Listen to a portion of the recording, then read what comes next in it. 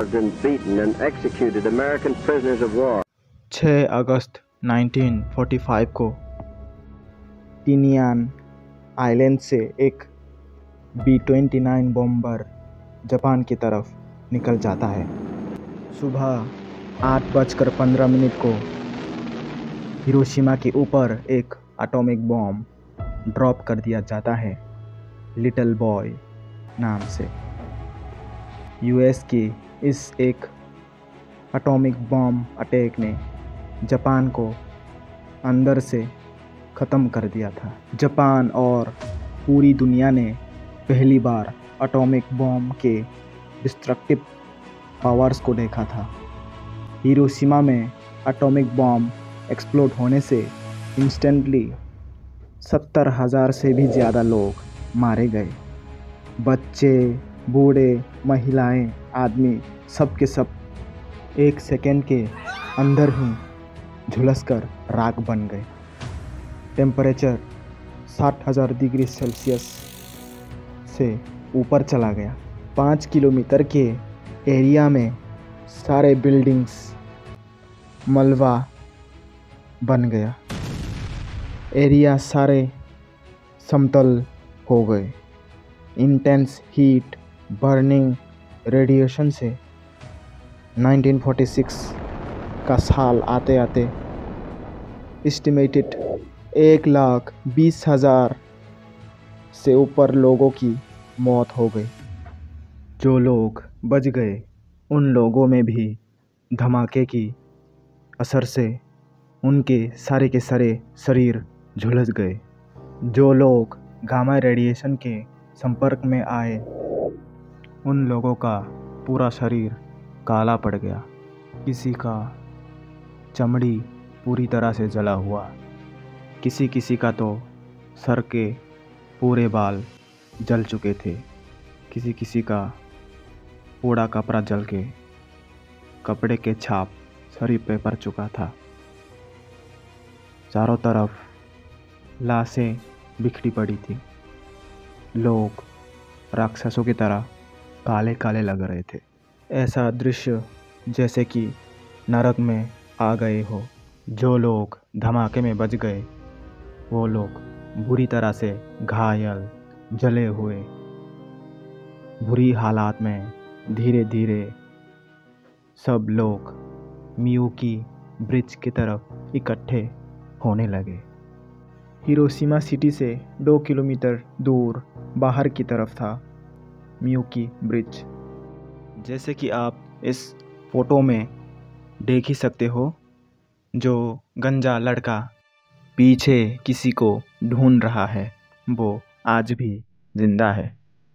Hiroshima में survive कर गए बंदों में से एक मिस्टर सुबोई, जो उस समय मियुकी ब्रिज पर ही था। मिस्टर सुबोई बताता है कि जलन की वजह से जो भी लोग मियुकी ब्रिज में मौजूद थे वो लोग रेप्सी ऑयल अपने पूरे शरीर पर लगाकर आराम पाने की कोशिश कर रहे थे। मिस्टर सुबोई बताता है कि सारे के सारे लोग जो भी वहाँ पर थे सभी के सभी काले लग रहे थे और ऐसा लग रहा था कि जैसे कोई मॉन्स्टर हो। फिर शाम होते होते रेस्क्यू आर्मी पहुँच गया। जापान सरकार के द्वारा रेस्क्यू आर्मीज पर ऑर्डर था कि बच्चे और जवान लोगों को ही बचाया जाए। यूएस आर्मी से लड़ाई जारी रखना चाहते थे।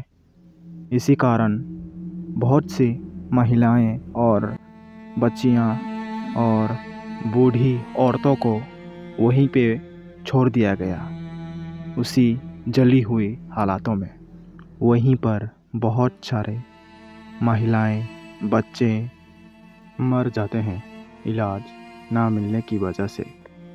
योशितो मात्सुशिगी हिरोशिमा सर्वाइवर में से एक है जिसने इस नरक को अपने आँखों से देखा है और यही दुनिया के पहले आदमी हैं जिसने न्यूक्लियर बॉम्ब ब्लास्ट के तबाही को अपने कैमरा में रिकॉर्ड किया है।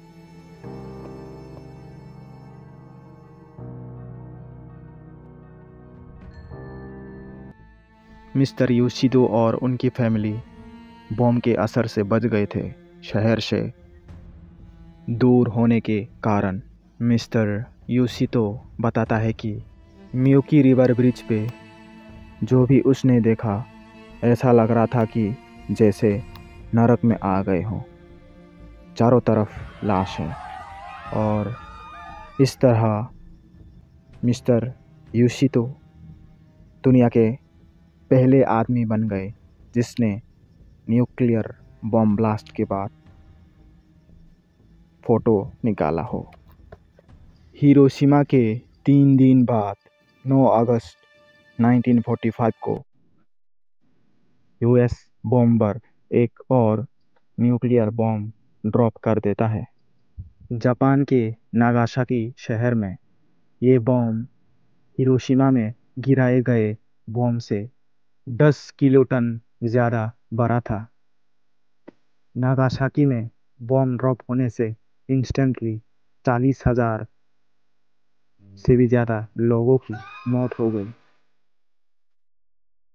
6 किलोमीटर रेंज के अंदर सब कुछ डिस्ट्रॉय हो गया। पूरी सिटी समतल बन गया। नागासाकी में जो बॉम्ब गिराया गया उसका नाम था फैटमैन। बॉम्ब गिरने के बाद इंस्टेंटली एक भयानक हीट वेव चारों तरफ फैल गया और एक शॉक वेव पैदा हुआ और उस शॉक वेव ने आसपास के सारे बिल्डिंग्स लोग सभी को वेपराइज कर दिया या फिर कहें डिस्ट्रॉय कर दिया। फिर ब्लास्ट वेव चारों तरफ फैल गया और आसपास की जगह को डिस्ट्रॉय कर दिया। ब्लास्ट के बाद रेडिएशन आसपास की जगह में फैल गया। 1.3 किलोमीटर के अंदर जो लोग बच गए फिर उन लोगों में रेडिएशन और कैंसर की वजह से 1 महीने के अंदर ही सब लोग मर गए।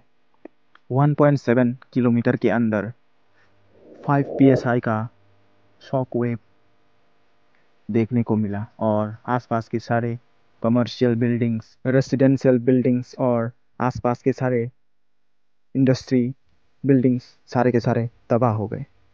नागासाकी शहर के 2 किलोमीटर रेंज के आसपास में रेडियो एक्टिव शॉक वेव चारों तरफ फैल गया और जो भी उस रेंज में आया उन सब लोगों के शरीर जल गए। किसी किसी का स्किन जल गया। बहुत सारे लोग घायल हो गए। जो लोग रेडिएशन के संपर्क में आकर घायल हुए वो लोग परमानेंटली डिसेबल हो गए। किसी का पैर काम करना बंद कर दिया।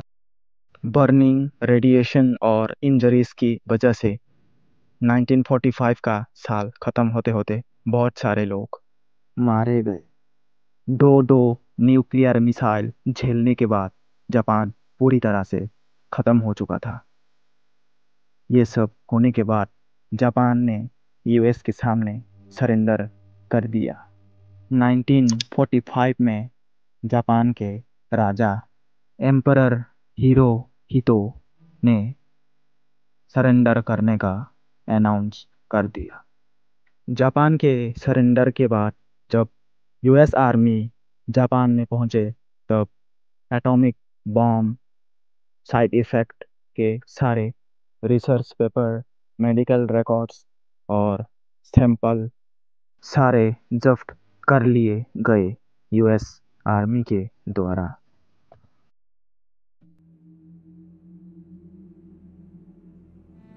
विस्फोट के एक हफ्ते बाद एक अजीब सी बीमारी चारों तरफ फैल गई थी। उल्टी, मांस का गल जाना, बालों का झरना और रक्तस्राव जैसी बीमारी लोगों में दिखाई दिया जो लोग रेडिएशन के संपर्क में आए। रेडिएशन के कांटेक्ट में आए महिलाओं ने समय से पहले बच्चों को जन्म दे दिया जो अंदर ही मर चुके थे। और भयानक बात तो ये थी कि बच्चे सारे मर चुके थे और सफ़ेद रंग के थे।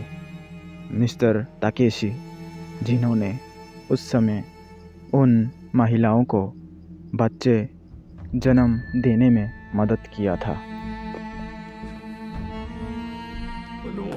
मैंने जो नवजात शिशु देखे वे सामान्य लाल रंग के नहीं थे, वे सभी श्वेत थे। इससे हमें एक बात तो समझ लेना चाहिए, ये एटॉमिक बॉम्ब इंसानियत के साथ साथ पूरे फ्यूचर जनरेशन के लिए भी एक खतरा है।